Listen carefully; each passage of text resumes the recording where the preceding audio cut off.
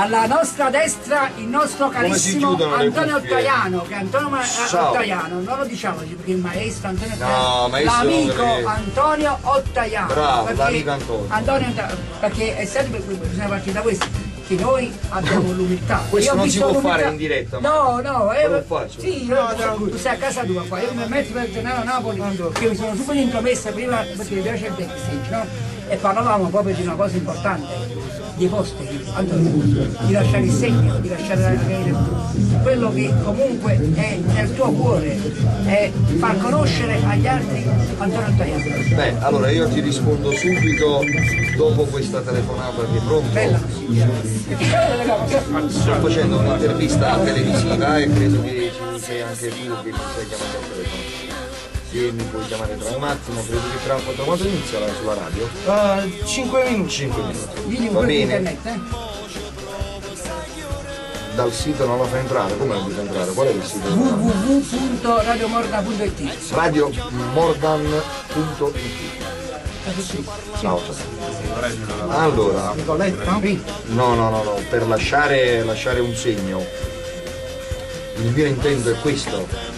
Io mo però vengo in profilo, si vede. No, guardate a me, non so proprio tanto brutto, ma voglio far vedere che proprio. Ma di simpatica. No, dicevo, lasciare un segno, questa è la cosa importante di chi fa questa professione, chi non ritiene l'arte un lavoro, perché chi tiene l'arte un lavoro mira ad avere dei lucri, a migliorarsi economicamente, eccetera, eccetera. Ovvio che anche abbinando quello non fa peccato, non fa male. Però l'arte si fa con il cuore, con amore, bisogna averlo dentro. Io fortunatamente sulla pelle, io nasco molti anni fa, 43 anni fa, però comunque nasco nella musica, nel teatro, eccetera, eccetera. Il mio intento... 43 anni fa che sembra oggi, scusami allora. Sembra oggi, sono passato 43, voglio dire, abbiamo fatto più perché della metà. Perché la canzone di Roma insieme a te, ancora i ragazzini la cantano. C'ha 19 anni questa canzone, è maggiorenne dall'anno scorso. Comunque lasciare un segno tangibile nella vita, nei cuori, nei sentimenti e nei pensieri della gente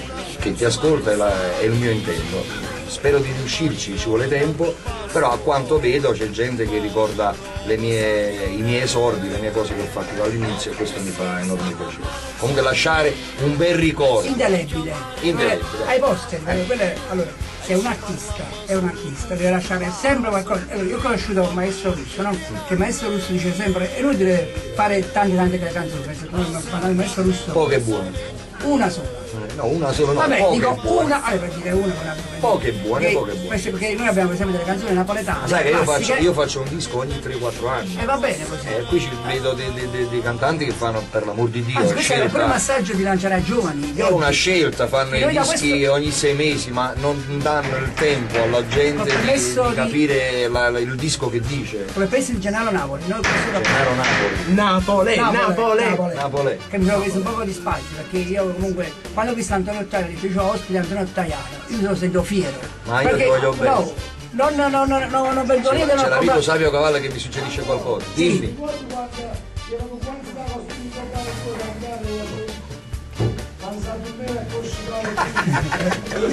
No, Savio Cavalli, stavo ricordando un aneddoto che hanno fatto tutti e due insieme con un certo D'Agostino.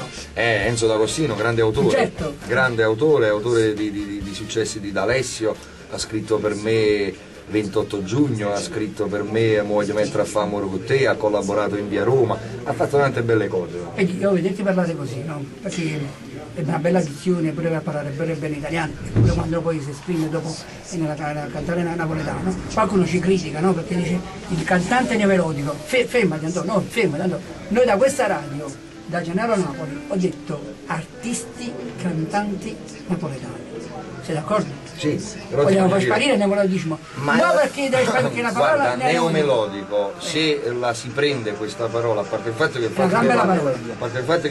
il fattore della dizione che dici tu, non è che io la uso perché ho studiato, è giusto che io comunque quando entro nelle case delle persone e per radio e per televisione io ci devo entrare con una certa eleganza. importanza, perché mi aprono la porta senza che io bussi, dunque voglio dire devo entrare in punta di piedi, e questo è importante, un biglietto da visita, sapersi esprimere con la gente, perché non sai mai chi ti ascolta. Perché noi napoletani siamo secondi a fuori degli Ma artisti questo italiani? no, non è vero che noi siamo primi, la musica l'abbiamo inventata noi, pensa che la posteggia si parla del 200, del 300, cioè voglio dire parliamo di secoli fa, è nata a Napoli la musica e poi è diventata la musica italiana. È nato prima il Festival di Napoli e poi il Festival di Sanremo, è nata prima una che questo qua va su YouTube, no? Non vogliamo nulla togliere a nessuno. Un saluto a tutti gli amici di YouTube. Di Napoli in the World Magazine e Napoli in the World Magazine. Ah c'è. Stiamo di parla italiana e addirittura usciamo con l'inglese. Siamo internazionali, che vuol senza la L. E la possiamo dire anche in spagnolo. E mira esta gente è un artista. Vabbè, lui non vuole far sapere che conosce spagnolo perché la moglie è spagnola. Santo Domingo. Ma poi i napoletani, quando stanno pure qua, stanno pure a Santo Domingo. So. E della musica napoletana è mondiale. Io quello che dico io. La musica, il teatro, noi abbiamo avuto i più grandi autori, i più grandi poeti, i più grandi musicisti, i più grandi attori, ne vogliamo citare qualcuno degli ultimi del Novecento, per non andare poi indietro, Totò, De Filippo, Massimo Troisi, Nino Tarant, Luisa Conte, a chi dobbiamo? Peppino De Filippo, Mario Merola, a chi vogliamo citare più? Comincia dalla A e finisce dalla Z. Sofia Loren, Sofia Loren, grande Sofia Loren. È quello che dico io. Perché a Napoli? Allora tu Nino D'Angelo. Bravo. A parte. So che è un amico suo, Nino D'Angelo. E poi è un artista che io stimo. Mauro Nardi, compagno mio, cioè, ma voglio dire, io parlavo della storia. Parlavo della storia. Questo dico, il fattore che voi vi dovete fare, proprio essendo voi artisti, dice a me, festival della canzone napoletana. Io mi ricordo che a 10 anni mio padre e mia mamma, mia nonna e tutti quanti, incominciavo il festival della canzone napoletana. Zitto tutti quanti, così dicevano.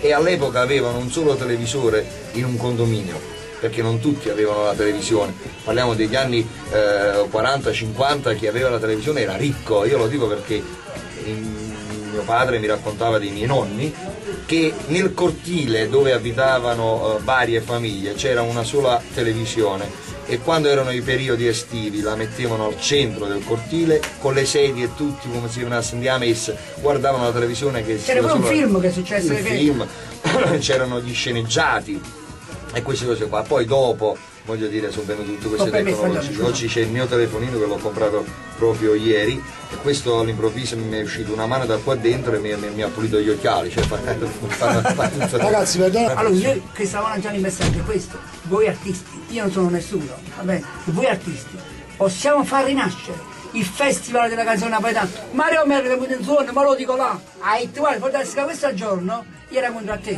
Posso dirti una cosa? Nino D'Angelo, Posso dirti una cosa? E però amici artisti. Io sono sincero nelle mie cose, il festival di Napoli a Napoli non potrà mai tornare più. Se mi chiedi perché ti dico anche il perché. Lo so già. Benissimo, non lo puoi sapere allora, ma YouTube lo vuole sapere. Vai.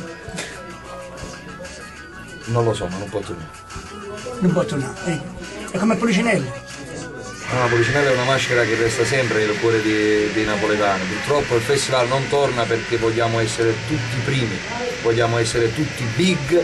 Se a me mi dovesse chiamare una produzione importante per il festival e mi dice i big sono Mario Trevo, Mario Da Vinci, questo, quell'altro, Pino Mauro, eccetera, eccetera, tu devi rappresentare i giovani. Io mi sto zitto e rappresento i giovani. Invece c'è qualcuno che dice no, ma perché il è big e non so big? No. Ci sono big che hanno fatto la storia, big contemporanei, buon pomeriggio amici radioascoltatori di Radio Azzurra Network, buon pomeriggio a voi e buon pomeriggio a tutti quanti. Siete all'ascolto del programma Saluti da Napoli. Abbiamo incominciato con un po' di ritardo perché ci siamo organizzati, perché oggi abbiamo una grande sorpresa per tutti gli amanti di Napoli e non solo. Quindi 8-4. Dalla voce di Antonio Ottaiano da Roma. Buon ascolto. Dobbiamo incominciare. Ho finito come ultima cosa. Neomelodici cosa significa? Cosa dovesse significare? Neomelodici dovrebbe significare nuova melodia. Lo è stato Sergio Bruni ai suoi tempi, lo è stato Roberto Murolo, lo è stato Mario Merola, lo è stato Nino D'Angelo e lo siamo stati noi e lo sono i ragazzi di oggi. Però se si fa di tutta un'erba un fascio e nuova melodia, si intende anche chi non è all'altezza di intraprendere questa professione, ecco che molti prendono le distanze. Dice no, io non sono un neomelodico, perché crede di appartenere a quella categoria che è un po' trash, che inquina il nostro settore, il nostro patrimonio artistico. Mentre se parliamo di neomelodico come nuova melodia, io ne ho fatto parte, adesso sono un vetero melodico perché ho più di 40 anni.